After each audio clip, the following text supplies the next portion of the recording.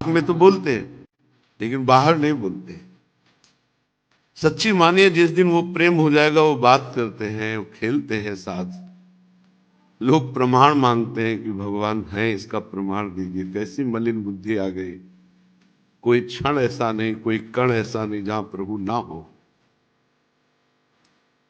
आप प्रेम संपत्ति को प्रदान करने वाले हैं।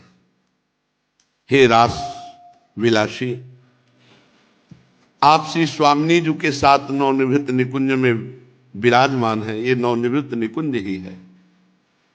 हे राधा निकुंज नित्य विलासी, हे कोटि कोटि चंद्रमाओं को विनिंदित करने वाले युगल सरकार, आप मेरी रक्षा कीजिए, क्योंकि आपकी ही रक्षा करने से हम बच सकते हैं।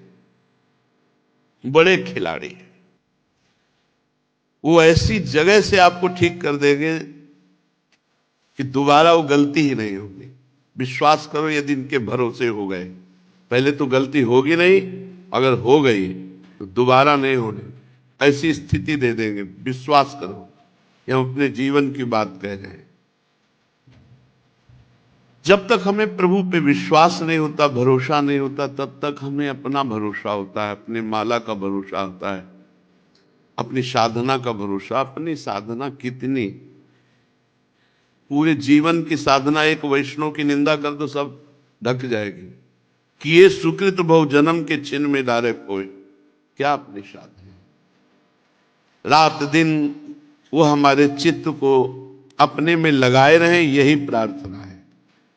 हे मंद मंद मुस्कुराते हुए युगल सरकार, नीलांबर पीतांबर धारण किए हुए रास में विराजमान नवनिवृत्त निकुंज विलासी, कोटि चंद्रमाओं की शोभा को भी मात करने वाले, आप हमारे मन बुद्धि को चुरा लीजिए, आप हमारी रक्षा कीजिए, जिससे हम सदैव आपका चिंतन कर सके। हे प्रियाजू, आपको केवल हम इतना बता देते हैं कि हर गृहस्थ से पूछ लो, भैया तुम तृप्त हो गए क्या संसार से? तो ऐसे ही कहेगा कि नहीं, तृप्त नहीं, कोई तृप्त नहीं।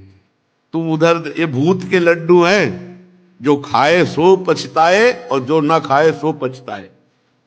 मान लो संतों की बात, मान लो शास्त्र की बात मान लो और निकल चलो। आंख मूंद लो, निकल चलो। इधर उधर बाजार देखने लगे तो नहीं निकल पाओगे। एक राजा ने एक बाजार लगाई, सब फ्री, और अपने राज्य में घोषणा कर दी कि सूर्यास्त होते होते जो हमारे पास आ जाएगा, उसे अपना राज्य पद हम देकर वनवास करेंगे, हम भजन करेंगे। उसके कोई राजकुमार नहीं, पर बाजार ऐसी थी, सब फ्री। अब जो चले, खान पान भोग विलास सब फ्री। तो बोले सामय तक तो पहुंचना है राजा के पास। लग गए भोग विलास में। अब एक से एक राजभोग की सामग्रियां, सब देखने की, सुनने की, सूंघने की, छूने की, भोगने की, सब फ्री। शाम तक राजा बैठे थे, कोई नहीं पहुंचा। एक आदमी एक नेत्र वाला था, उसने विचार किया ये बाजार ही इसीलिए लगाई गई है कि मैं वहां तक पहुंच ना पाऊं। तो एक नेत्र केवल अपने लक्ष्य पर लगाया और चल दिया, और सीधे राजा के पास पहुंच गया। राजपद का अधिकारी वो हुआ। एक नेत्र का मतलब समझते हो, जिसका लक्ष्य एक हो गया कि ये बाजार ही इसीलिए लगाई गई कि मैं श्यामा श्याम को प्राप्त न कर पाऊं। ये काम क्रोध का फेंका ही गया है जाल इसीलिए कि मैं श्यामा श्याम तक न पहुंच पाऊं। कोई भी नगर निवासी नहीं पहुंच पाया, केवल एक नेत्र वाला पहुंचा। एक नेत्र वाला जिसका एक लक्ष्य है भगवत प्राप्ति और प्रसन्न रहना, ये है भगवत प्राप्ति के लक्षण। ये जिसमें आ जाएंगे वो स्वयं भगवत प्राप्त हो जाएगा। फिर एक बात सुन लीजिए, जिसे दुखी देखे उसके प्रति करुणा का भाव आ जाना। वेद शास्त्र महात्मा गुरु और भगवान, इनके वचनों पर पूर्ण विश्वास होना। सत असत का ठीक निर्णय समय पे हो जाना। ब्रह्मलोक पर्यंत समस्त भोगों में अनासक्ति। ममत्व बुद्धि से, भोग बुद्धि से अपने लिए कुछ संग्रह ना करना। भगवत शरणागति में कोई संशय न रह जाना।